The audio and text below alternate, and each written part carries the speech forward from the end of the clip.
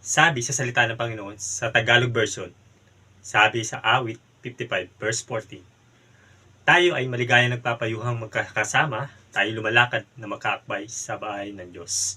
Hayaan niyo pong kayo po ay ipanalangin ko. Papuri sa iyo, aming Diyos, aming Jesucristo sa aming buhay. Ikaw ay aming Adonai, na aming Diyos sa aming buong sangkalupaan, Panginoon. You are sovereign God ng universe, Panginoon. Maraming salamat po sa pagbibigay ng buhay sa amin, pagbibigay ng maging sa aming pamilya, maging sa aming mga lahat ng aming minamahal sa buhay, Panginoon. At sa pagbibigay sa amin na maabot sa panahong ito, nung muna pa man na pagkakalika niyo sa mga tao. In Jesus' name I pray. Amen.